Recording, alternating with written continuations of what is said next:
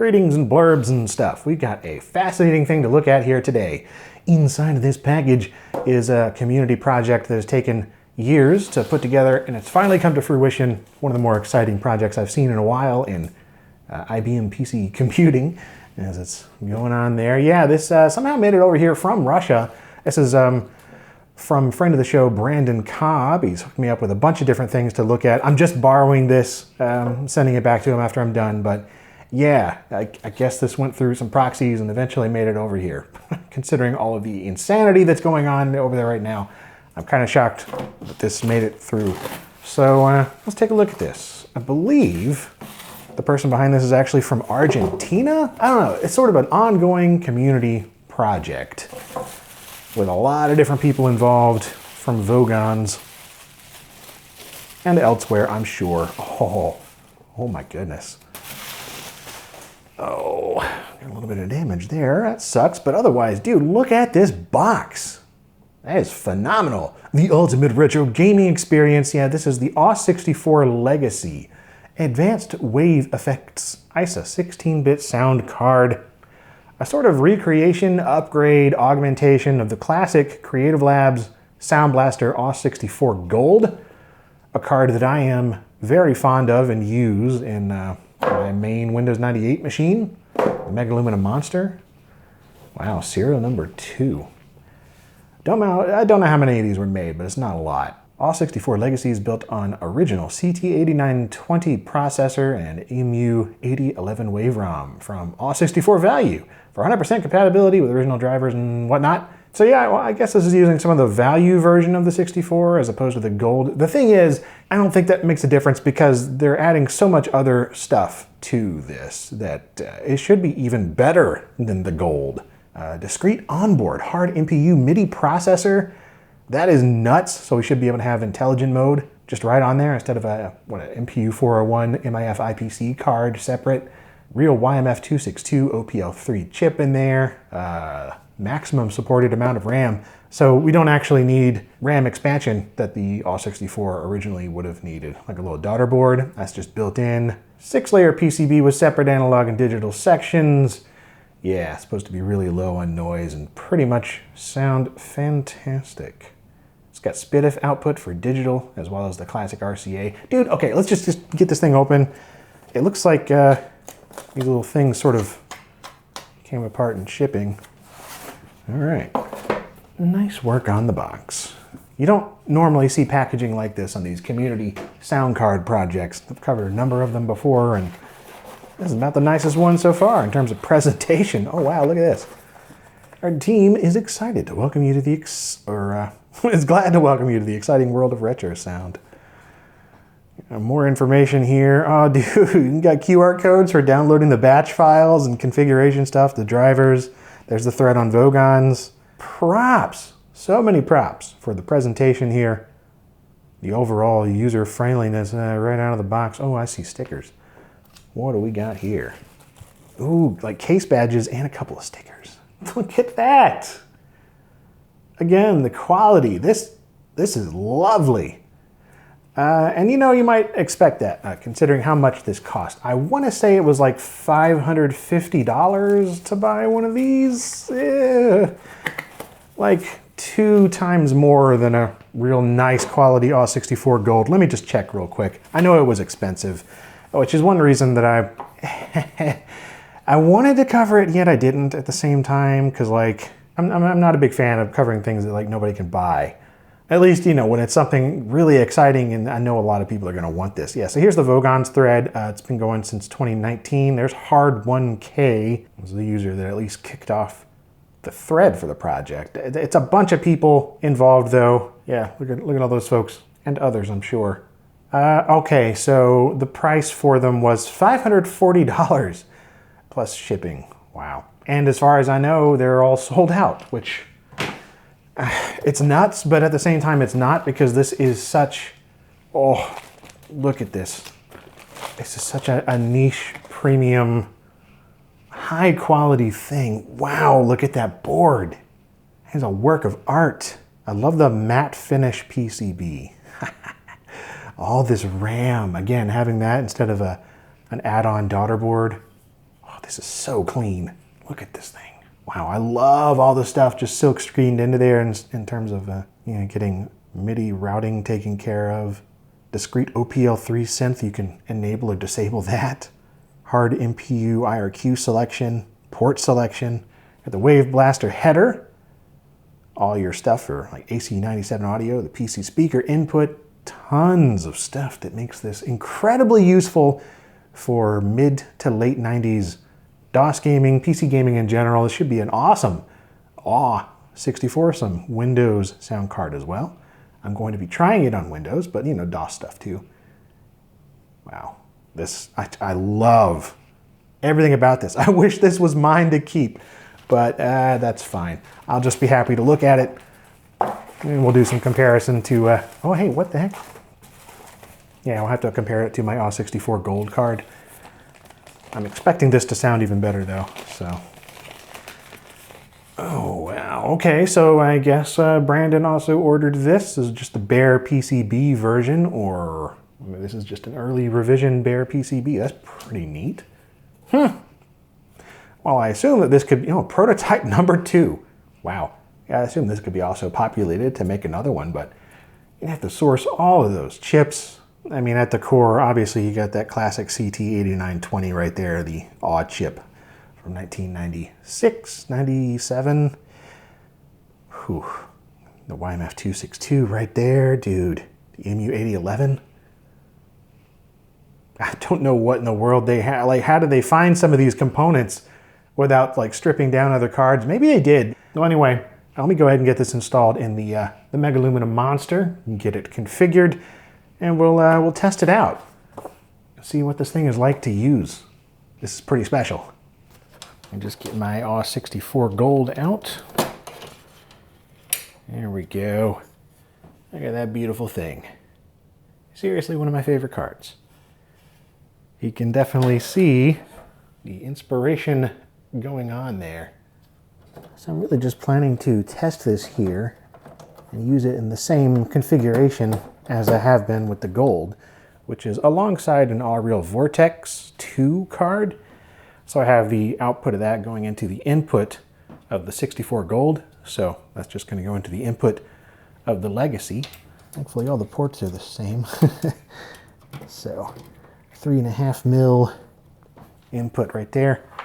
And then I have RCA to 3.5 mil so I can plug in my speakers, because the speakers that I have over there have 3.5 mil speaker connection. So we should be good to go. And in theory, this uses all the same drivers as the regular AWE64. And yeah, we'll see how it works. Hopefully this is it. So I've already gone ahead and recorded some test songs with this, some MIDI tracks on both the OPL3 and the wavetable that's built in. Just want to compare it pretty much head to head with the 64 Gold. All right, let's check it out.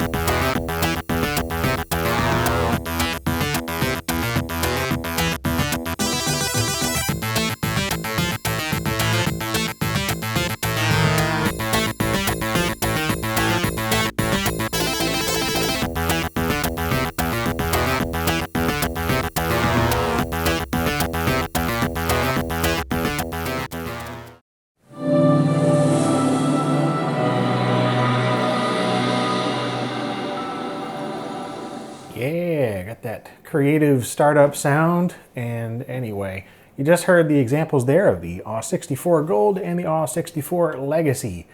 back to back with a couple of tracks, and personally I can tell so little of a difference that it doesn't matter to me. Like, they sound truly identical through just normal speakers, and even putting on really nice speakers or headphones, they sound so close. And in a way, that's the goal, right? It's to recreate the best of the AWE64 experience, and it certainly does that with nitpicky improvements here and there, or, you know, just slight differences in terms of the crispiness and maybe a bit of depth to some of the synths and the higher end on the FM synth, but also the synths on the wavetable. It's slight, such a slight difference, but I'm happy to see it so close. Unfortunately, I didn't actually record that in stereo. My apologies for that. I noticed after doing the recording and editing, like, oh crap, that was going through in mono.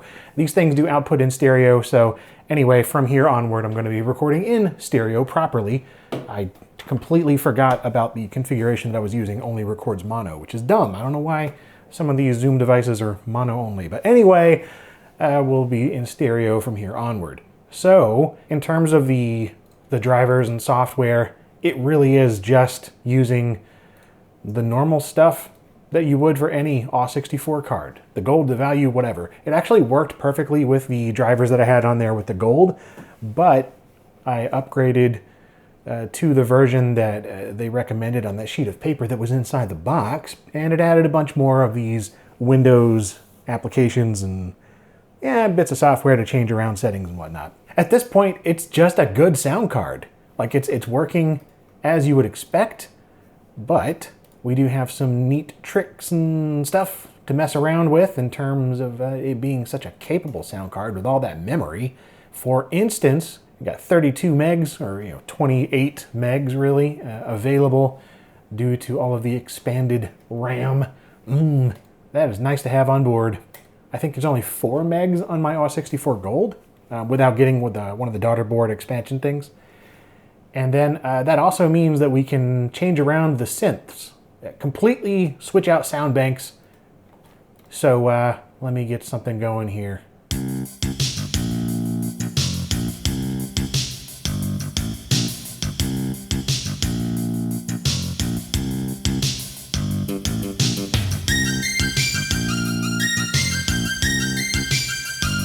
Okay, so that is just the normal general MIDI synth that it comes with, this sound bank here. It also has the GS synth.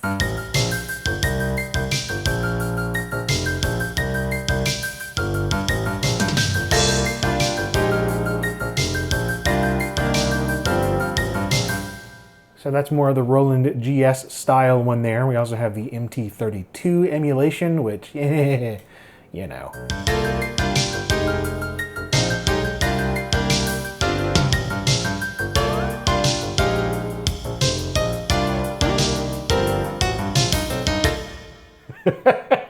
That one always cracks me up. I mean, I guess it has its uses. I've never heard MT32 emulation sound any good on any older device like this. Maybe it's a different way of doing stuff. LA synthesis versus wavetable and whatnot. It never quite sounds right, but whatever. That MIDI here, this is made for general MIDI devices, not an MT32. That's beside the point.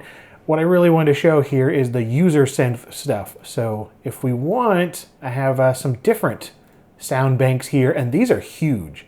So this Corium Rev A one is almost 29 megs. That'll fill up the thing almost entirely. And then a Roland SC88. So we can straight up go for a Roland sound canvas, and this will take a while. The hard disk indicator's going nuts down there.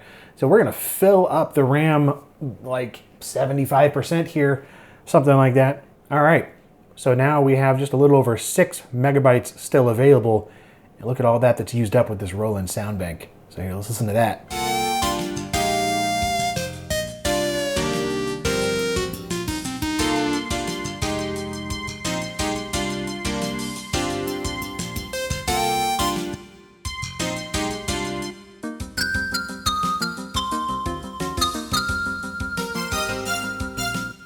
That's quite a different sound there.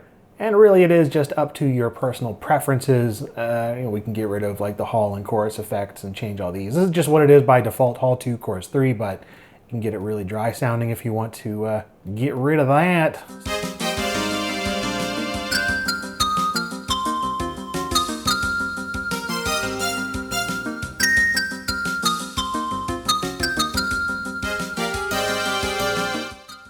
But look, I don't know, I prefer just a little bit. I mean, some of these are excessive, but yeah, do a short delay.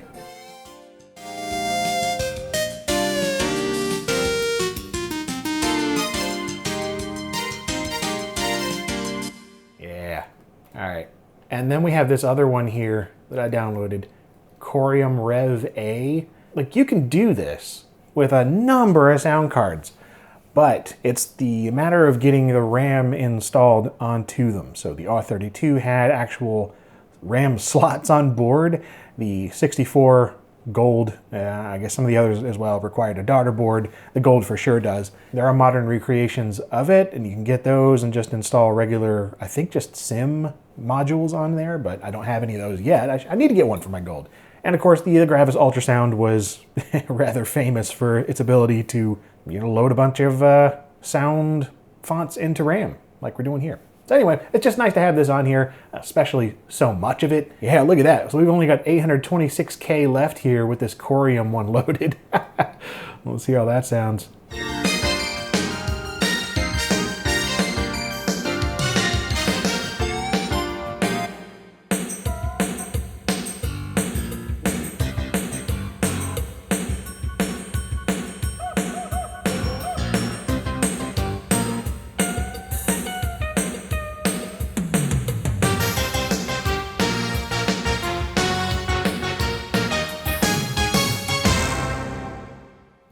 Yeah, quite different drums on that one. It's not bad. But anyway, we'll just put it back to the default sound there for the moment. Another one of the big appeals of this is messing around with tracker software. Let me get the shutter synchronized. So, Fast Tracker 2, for instance, this is going to let us do all kinds of excellence in terms of playing back things at the full 44.1 kilohertz, 16-bit, tons and tons of samples. So we can load just these massive, massive tracker files. Here's an XM file that's 22.5 megabytes. So this is going to take a little bit. So you see here the available memory of the card has gone down. It's, for whatever reason, I think it's just detecting it wrong. Anyway, it works perfectly fine.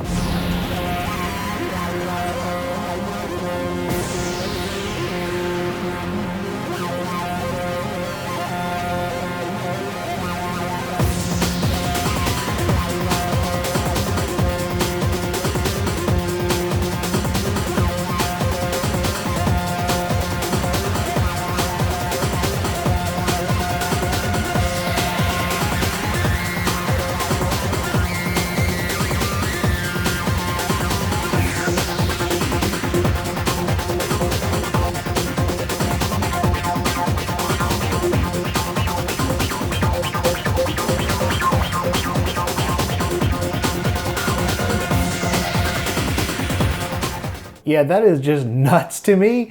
I mean, it's playing so many samples. I love tracker stuff. I mean, obviously there were all kinds of different ways to do this. This is not the only card that can do this or anything, but it is one of the single best ways to do this, I think, right now, in terms of the overall audio quality that you're getting and just the rock solid nature of the way this thing seems to be designed, put together with the amps and the pathway for the audio and the clean SPDIF output, which right now this is just going through the regular RCA outputs. I mean, this thing sounds great. Noise levels, can't really hear them. I mean, I could barely hear them on my AWE64 Gold, but this is even more silent when doing a side-by-side recording comparison. It's just really good, really clean. And all right, so LGR from the future here. I was curious about that memory situation, so I installed it in the LGR Woodgrain 486 real quick. You can see how much total usable memory we have right there. So, yeah, that is really just showing what's available to the program in terms of shared system resources and not necessarily the card's memory. I mean, it was showing 64 megabytes running it on the other system, so obviously something was off there. I'm not enough of an expert with this program, with this card, with configuring these things to know what exactly might be going on. And this maximum DPI memory thing, that doesn't seem to make any difference either. This doesn't seem to change anything looking in the documentation. This seems to more it just doesn't seem to apply here. So yeah, I was just curious. It was odd results. So, you know, we can still play things just fine here, even on a 486. So that's great.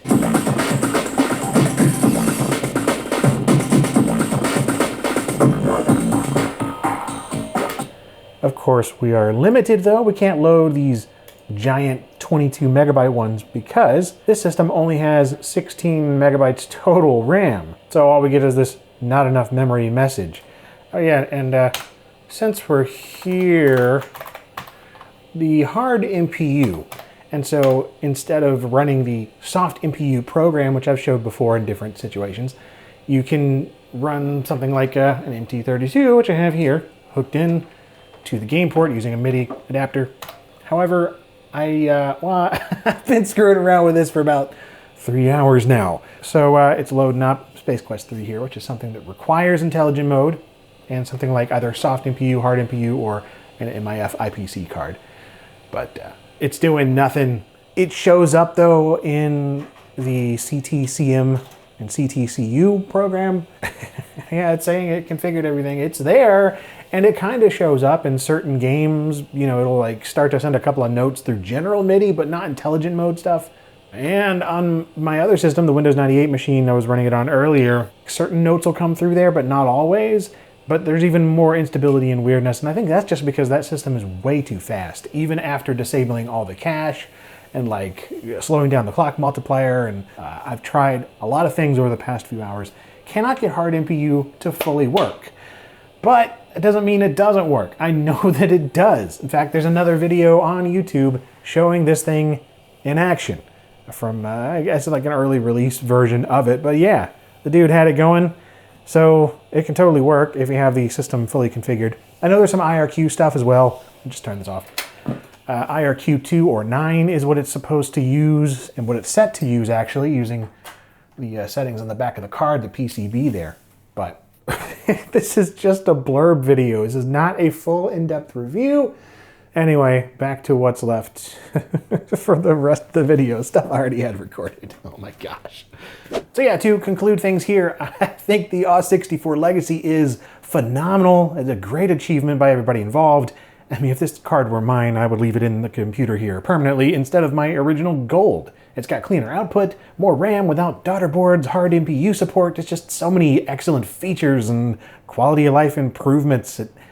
I don't know, it just makes a ton of sense if you want a sound blaster of this era, of this type, with this capability, outputs and everything, which so many people do. You know, the AWE64 cards have remained popular for a very long time because of it. And, you know, the non-gold and value models have their place as well. I don't want to shame those. You know, they're certainly more affordable, but then I've never tested a value card. I've always kind of heard slightly bad things. I know they're fine, but I've read about the noisier output and a few other minor setbacks that made me seek out the gold however many years ago.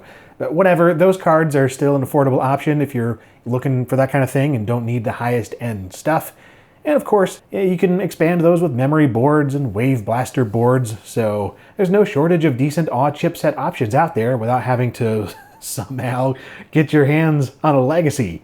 I mean, there are only so many of these made, and it's wildly expensive compared to just getting a normal old 90s sound card. The thing is, this is all new components, except for the vintage ones, but you know, mostly new components. It's just kind of an ideal sound card, even compared to other things like the Orpheus and whatnot, which I still use one of those in my LGR Woodgrain 486.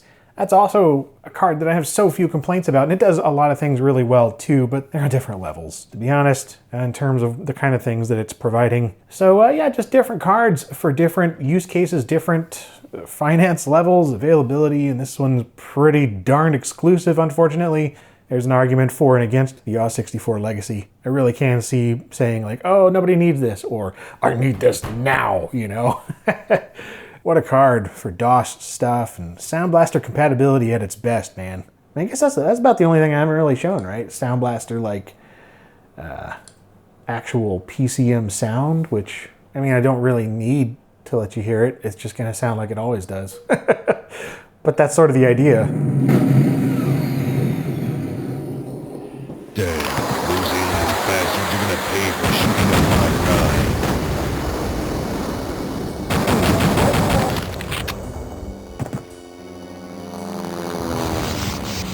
Hail to the king, baby.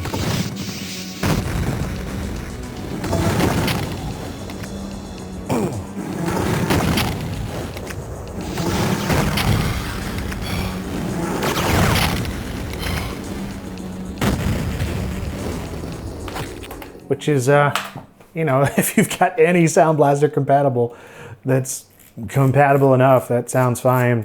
So again, it's not really doing anything wild, just does it all so dang well in one spot that it's fantastic. All right, that's pretty much it for the AWE64 Legacy. I think it's a wonderful project. Wish it was more affordable, wish it was more available, but it's not. However, hopefully you enjoyed taking a look at it here, taking a listen to it here, regardless. Thanks for watching this blurb.